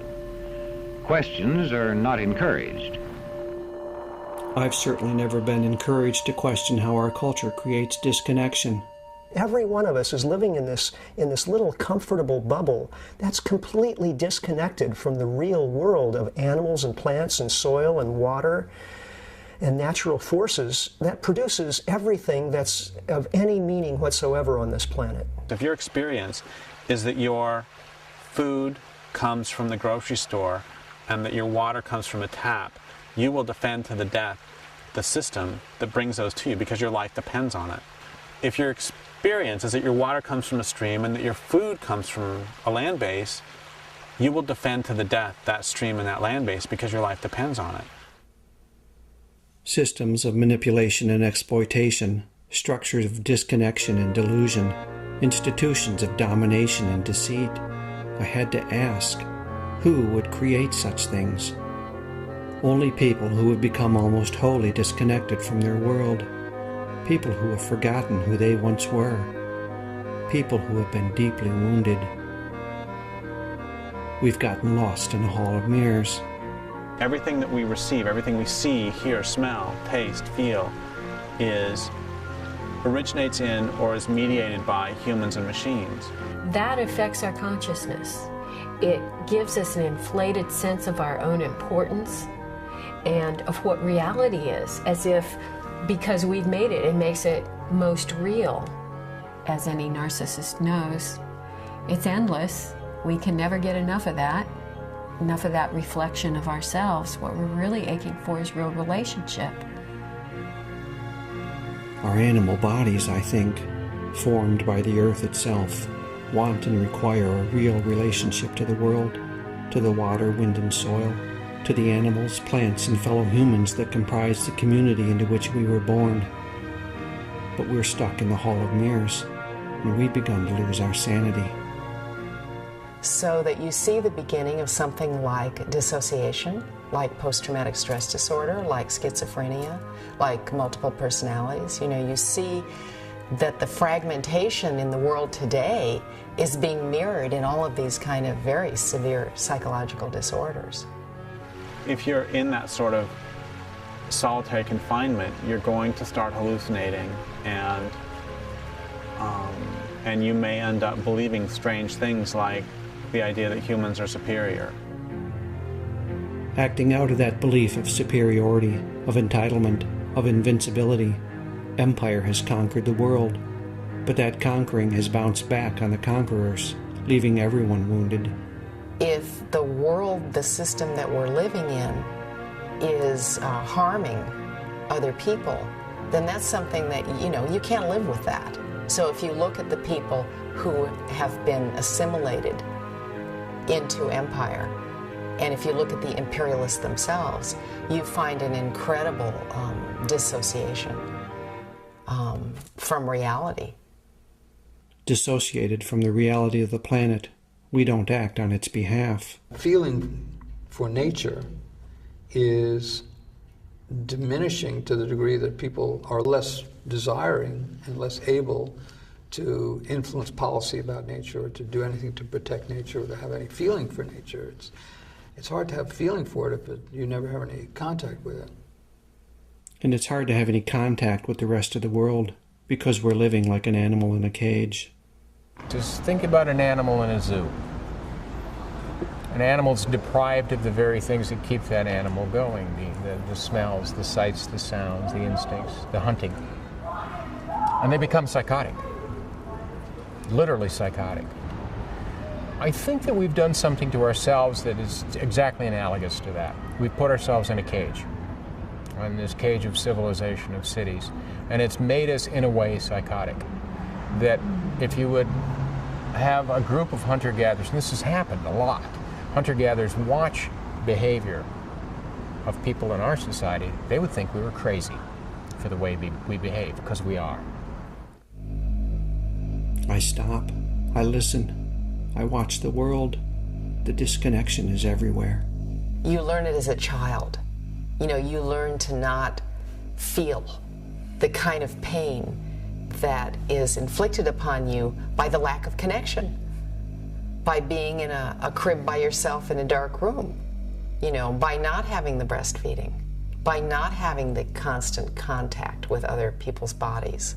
Television viewing for children, and I think to some degree for adults, is a training for more hyperactive lifestyles and hyperactive informational systems. And that is putting people into a kind of emotional, psychological state which makes it impossible to relate to nature. So, I mean, it's concrete alienation again. Most of us don't have a human community where we can rest and feel safe and feel like I'm going to be taken care of. In our culture, there's so many things that are set up to stop us from connecting directly with each other. Like if you go to a bar, we take this for granted. If you go to a bar, it's dark, there's really loud music playing, because if it were quiet and there were good light, people would get freaked out to have to deal with each other so directly. Our economy thrives on this. It's pretty easy to sell stuff to people who are so disconnected from the things that they most need. The stores are filled with bandages for the wounds of empire. There are other ways to look at this wounding. Derek Jensen sees the dominant culture as an abusive system, leaving its members suffering from complex post-traumatic stress disorder. What happens if you're not traumatized once or twice, but if you're actually in captivity for a long time? If you're held as prisoner? One of the things that happens is you become afraid of all relationships and you have to control everything around you. You forget that mutual relationships are possible, and you begin to believe that all relationships are based upon hierarchy, because that was your experience. And you come to believe that all relationships are based on power. And of course, when we look around, that's what we see. So we are too frightened to enter into a relationship with these trees, with all of our neighbors. And so we call them resources, those to be exploited. Everything within an abusive family structure is set up to protect the abuser. Everything. And by the same token, everything within this culture is set up to protect the rich. That's what this culture is about. Why do so many victims of abuse stay with their abusers? Because they're identified with the system, and they've been taught since early on that everything is about protecting that system. With civilization, we've been taught to identify with this larger whole that isn't us. We identify more strongly as civilized than we do as living beings. Over the years, I've begun to break my own identification with the dominant culture, to reconnect with myself as a living creature walking the earth. I'm still not finished with the task, a daunting challenge, and yet one of the most rewarding things I've ever done. I've also learned to view this culture through the lens of addiction. Addiction is based on continually seeking more of what it is we don't really want, and therefore never being fully satisfied. There's a deep need, there's a deep hole, a deep longing, a deep fear, a deep grief, a deep rage. So there's food, there's cigarettes, there's alcohol, there's drugs, there's computers, there's TV, there's movies, there's shopping, there's music. It's endless. All of that we've now determined people can be addicted to is a kind of it's like a technological fix. So as long as that's working, why would I stop? I won't stop. An alcoholic doesn't stop. A drug addict doesn't stop as long as it's working, but you reach a point where it doesn't work anymore. After centuries of abuse, disconnection, delusion, and addiction, it looks as though we're desperate to hit bottom. It's almost as if we're wanting to hit bottom so hard that we either shift or die, because it's not worth continuing like this. So many people are so very, very unhappy, and they want this nightmare to end, and they don't recognize that the death that they want is a cultural death and is a spiritual and metaphorical death. That would explain why we continue to foul our nest. If what we want is to hit bottom, we found the perfect means to get us there. Denial. Denial. Denial. Denial. Denial. Denial. Denial in huge neon letters that blink on and off like the old Rocky and Bullwinkle credits at the end of the show. Again, I stop and listen and watch as I move through the landscape of empire. The denial is so thick that you could cut it with a paper knife, if only you weren't still using it to frost that cake. Denial takes tremendous energy, and if you have to work really, really hard to not acknowledge the fact that this culture is killing everything, you're not going to have much energy left over. It's the energy I've freed up when I stepped out of my own denial that has made this documentary possible. The more I let down my defenses, the more I find the power to look more deeply at the world. And when I look, I find the story of somehow, a fantasy that keeps us passive in the face of the world situation. We've muddled through things before, and somehow we'll muddle through this one. Somehow everything's okay. Somehow. How do we get there? You know, it's like it doesn't do any good to fantasize if there's no way to get from here to there. Is there a way to get from here to there? And where is there exactly? Where do we go from here? As world events break through our walls of denial, voices of helplessness and resignation fill the air. You know, if we knew some way to get out of it, we would, but we don't. Whatever's going to happen is going to happen. There's going to have to be some sort of catastrophic event. A meltdown of all of these systems that we've been depending on. Figure there's no way to stop the train from heading off the end of the bridge. You know, we're just going to go down screaming. And finally you just say, fuck it. This is, let's just fuck it. Who cares? You know, we might as well go out and party and have a good time because the world's not going anywhere good. This system feels like a trap, a madhouse, a prison. With resignation this profound, it seems as though there is little left to do but to make the prison as comfortable as is possible.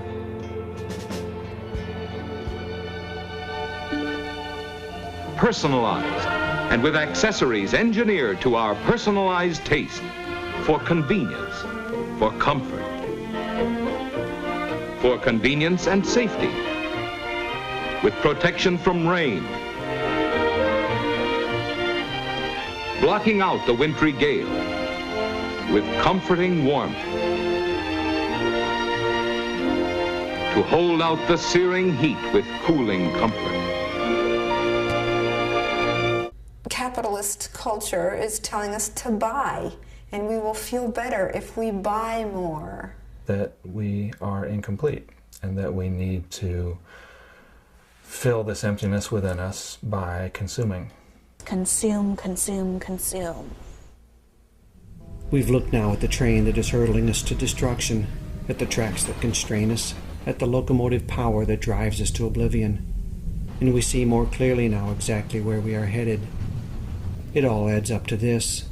This culture is not only killing the planet, it is destroying us as human beings. The train plunges forward at blinding speed. Charlie stole the handle. So who are we going to be?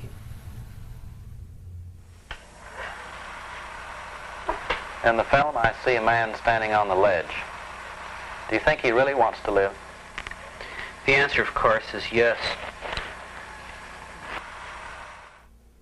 I don't think humans are going to go extinct. We can't kill ourselves off. I just don't see any plausible way it could happen. Well, I guess, yeah. What might happen is the Earth could get into a serious runaway greenhouse effect that could turn the whole planet like the planet Venus, where it's like 1,000 degrees and full of methane.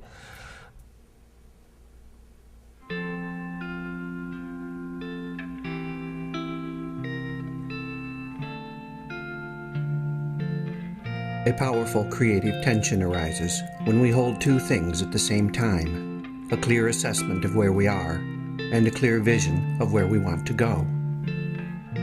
I don't see that the culture of empire has either. Trapped in a fantasy of domination and control, any clear assessment of the world gets trampled underfoot in the mad march toward the scam of progress. Traumatized by disconnection and abuse, the people of empire now hold visions that are unhinged and insane. Born and raised in captivity, we're now so institutionalized that few of us can even see the prison bars. But we all know our cell numbers. Waking on the train, we find that we don't know where we are, and we don't know where we're going. We hear the whistle blowing, and we can see the world speeding by. Some of us want to stop the train. We want to get off before it reaches the end of the line. But we have no clear idea how to get from here to there.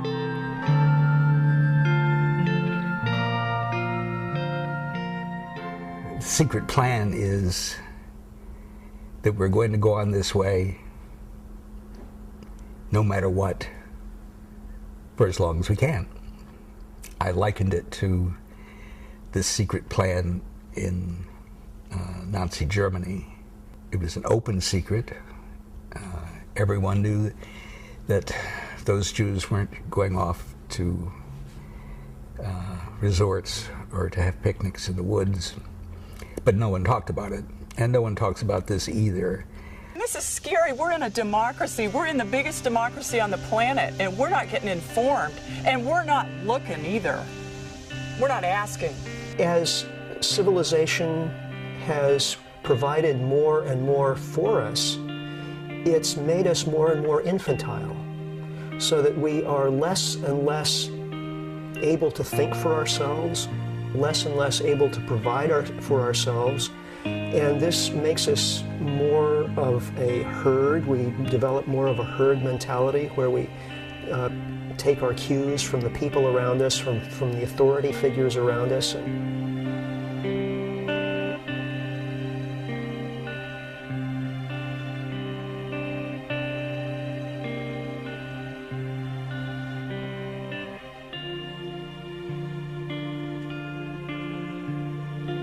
The situation is desperate. It's the worldwide eco-slam, where climate crash goes head-to-head with the peak oil kid and overshoot tears into mass extinction. It's the smackdown at the end of the universe, and tickets go on sale this Friday. The American lifestyle is unsustainable. That means that it can't be sustained. It's coming to an end. Remember how 30 years ago we looked to the future and said, 30 years from now, if we don't act, we're going to be in trouble? Well, it's now, and we are, because we didn't. The fundamental laws of life have been broken. The consequences of that are now apparent. Remember the secret plan. The dominant culture is not going to stop until it destroys everything. It can't. It's built on a foundation of faulty assumptions. I see no way that it can be reformed. It can only be discarded so that something new can grow in its place. We have to look at this. We have lost a whole range of human understanding. Before there ever was science, humans understood the universe, how to relate to the universe. And then they had this idea of how to relate to the universe, something which is thrown off base when science comes in and I'll tell you how to run the universe. We've got to understand that we are part of the living community. We're not the masters of the living community. We're not the guardians of the living community. We are just another species. And we have the power to destroy that community, and when we do that, we destroy ourselves. If we don't figure out what our place in the universe is, we're not going to have a place in the universe.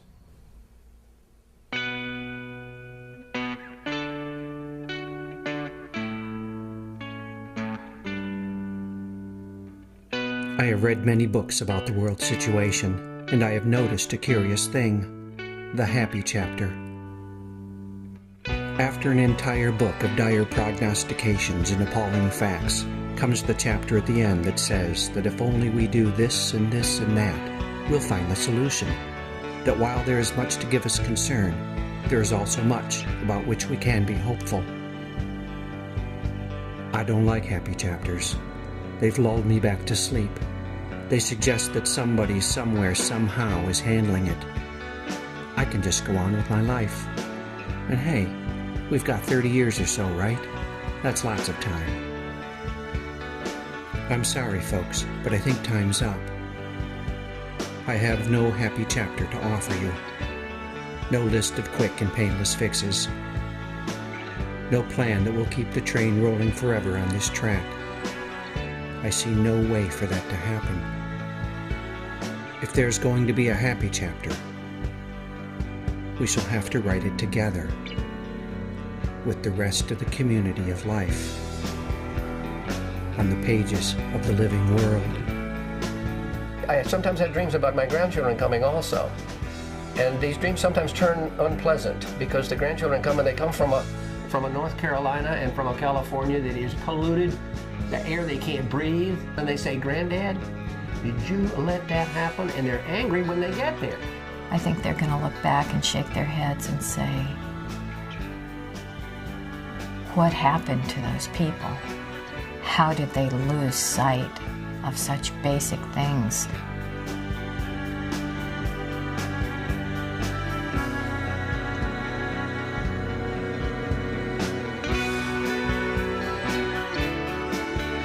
There is a new story arising in the world, the story of the great turning, the turning away from a culture of domination and death, and the turning toward a culture that is life-sustaining and life-renewing. All over the planet, people are now telling this story. The Buddhist scholar and deep ecologist Joanna Macy tells this story in her workshops. The writer and activist David Corton tells it in his book by the same name. It's a story to be told by our descendants, looking back on this present time. Will we be the monsters of our great-grandchildren's nightmares? Or will we walk, as the story of the Great Turning says, as heroes and healers in the epic poetry of those still unborn voices? Will we be reviled for our entitled destructive ways? Or will we be lovingly remembered in the songs of our descendants, as they recount the story of this lost and very wounded tribe that stepped back from the abyss and found its way home to the community of living souls? We get to choose. Who are we going to be? Part of me still wishes that someone would just take care of it, you know, that it's their job. You know, that's what we pay them for. They're supposed to be the wise parents of us. It's going to come as a really rude awakening when people realize that A, they can't, and B, they won't. I don't think life for most Americans, despite our affluence, is all that it's been cracked up to be. And people are afraid to talk about that. They're afraid they're the only ones that are experiencing deep dissatisfaction. It's really so sad, you know. You look at and particularly American culture is emblematic of this. You go to a typical shopping mall and look at the people around you and the environment around you, and the utter shallowness and hopelessness of it all is profoundly depressing.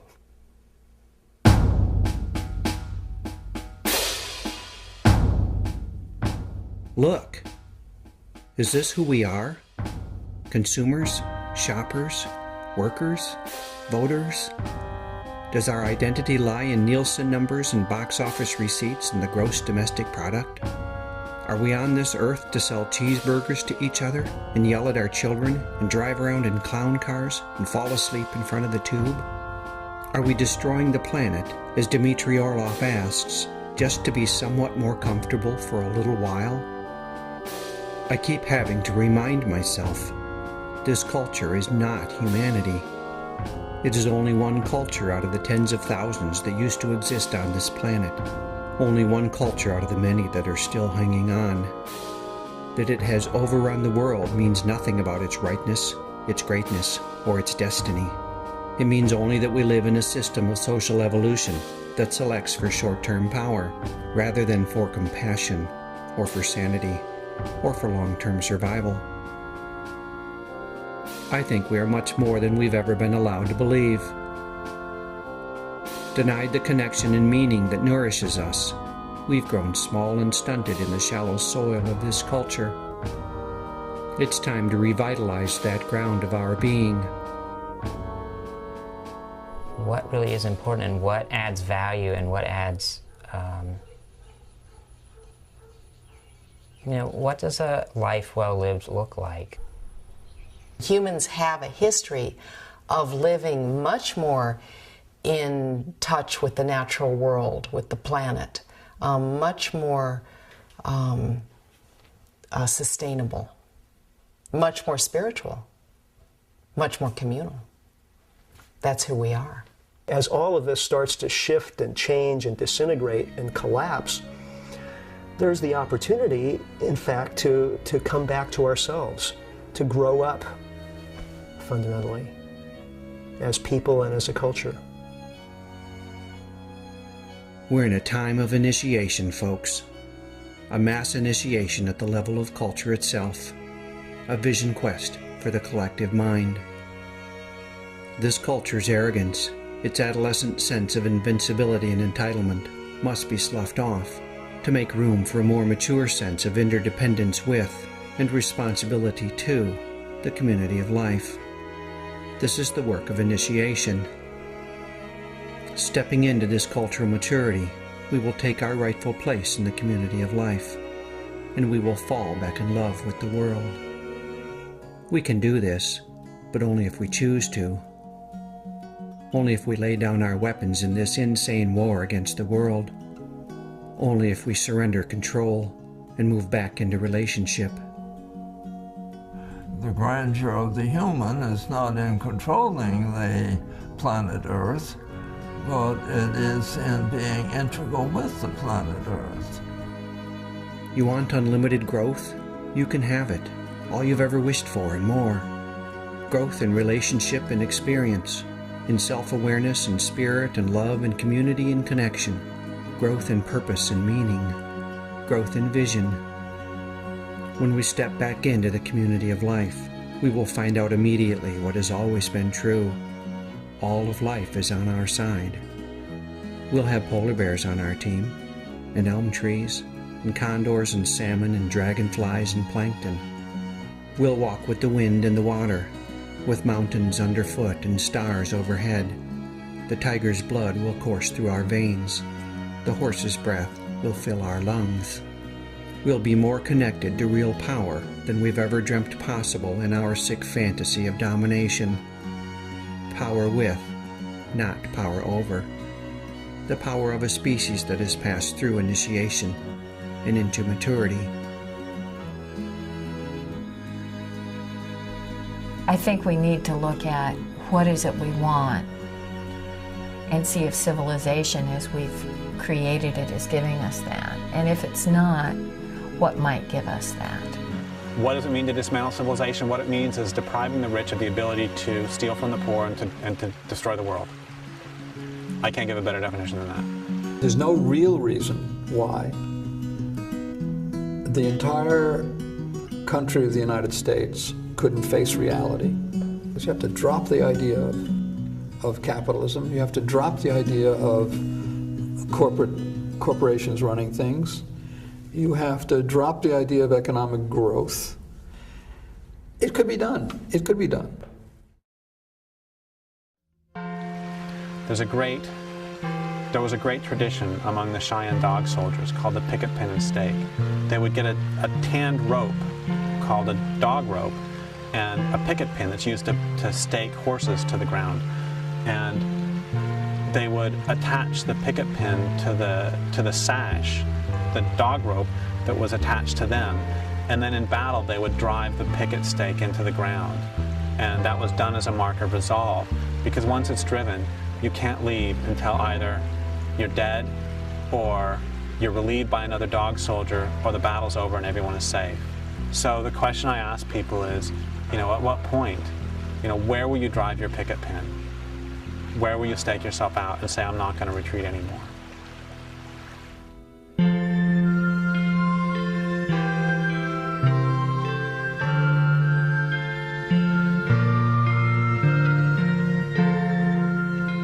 Our descendants are watching us. How will we be? It's time to be thoughtful, coming together to learn about the world as it really is, reading between the lies, doing the math, studying the world situation. There will be a quiz. A paradigm shift will require that we question our deepest and most fundamental assumptions. And that will require that we take our current worldview gently in our arms and hold it while it breathes its last. Step into a new story. Walk away from the pyramids. Get out of the crumbling building. Break out of prison. Choose your favorite metaphor. Choose your own adventure, but choose. It's time to be truthful. Millions of sensual, pulsing animal bodies are now living trapped and used and starved in cities and cubicles and sweatshops and food courts and traffic jams and suburbs and public school classrooms. People who are not rich and white already know this. What would happen if we let ourselves feel our feelings about all of this? The entire community of life on this planet is now being threatened. Where do we stick our picket pins? Where do we take a stand? When do we find the courage to let ourselves feel what is going on? Our feelings are the swiftest path back to our forgotten selves. It's time to be open and humble. There are huge forces at work in the world, both seen and unseen. It's time to ask for help.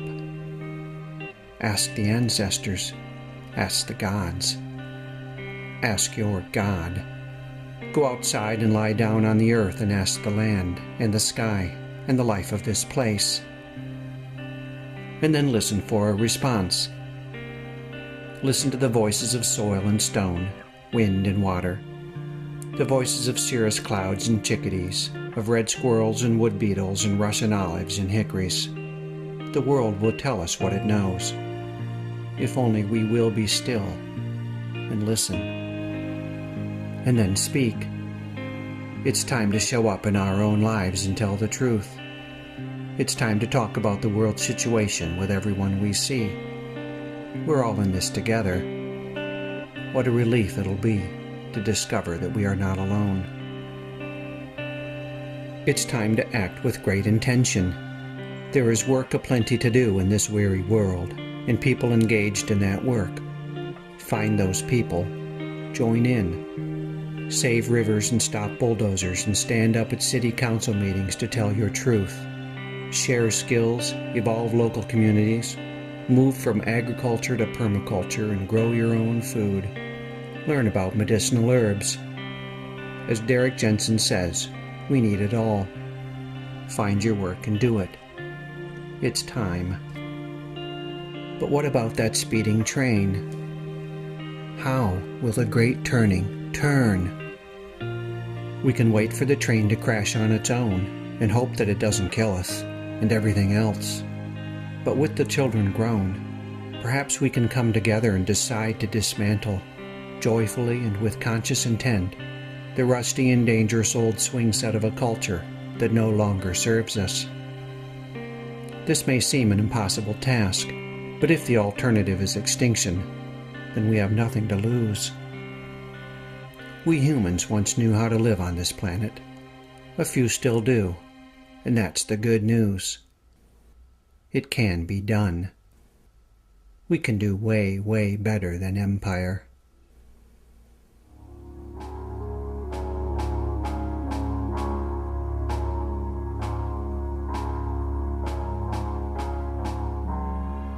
Let's jump off the train and build a boat.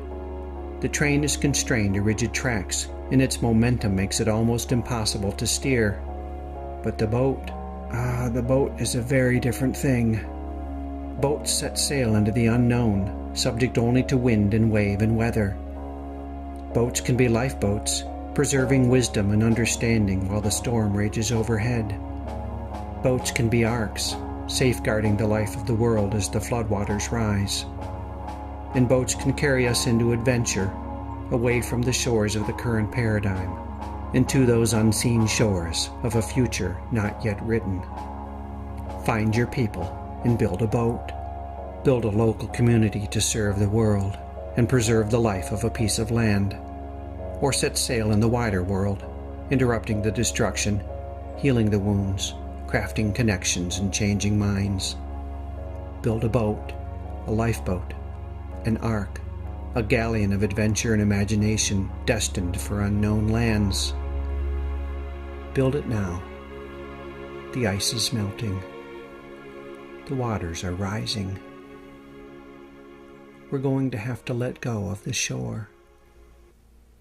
I do not know if I will survive the crash of industrial civilization or the impacts of the climate change that civilization has unleashed. I do know this. I have a choice about how I meet it. I have a choice. We have a choice. I can meet it with a burger in my hand, a French fry in my mouth, and a cold drink spilling onto my jeans. Or I can meet it with consciousness, integrity, and the sense of purpose that is my birthright. I can meet it on the far side of initiation, a mature and related member of the community of life, standing tall, doing my best to protect and serve this earth that I love. This is the course I've chosen. This is my picket pen. I will show up, and I will tell my truth. But it's hard to sail alone when the seas rage so fiercely.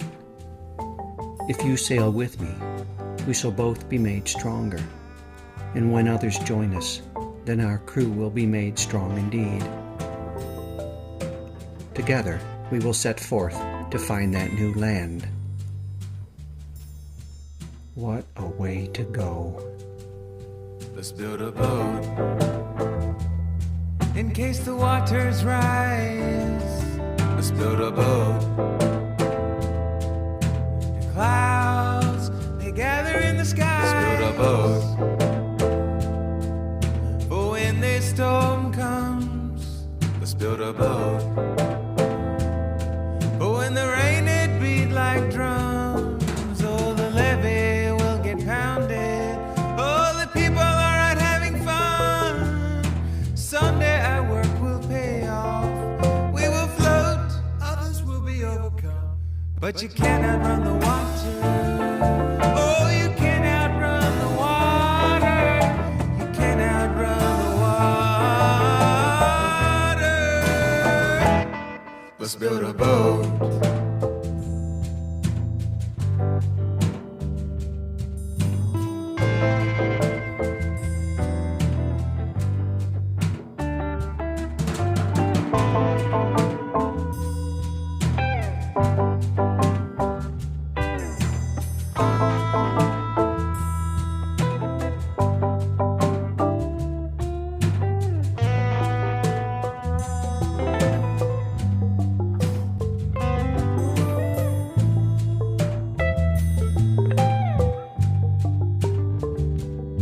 Let's build a boat.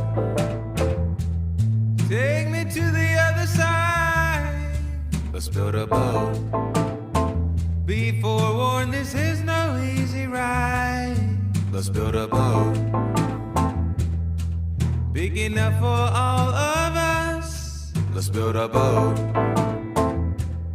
One that's good enough, one that we can trust. Oh, the levee will get pounded. Oh, the people are out having fun. Someday our work will pay off. We will float, others will be overcome. But you cannot run the water.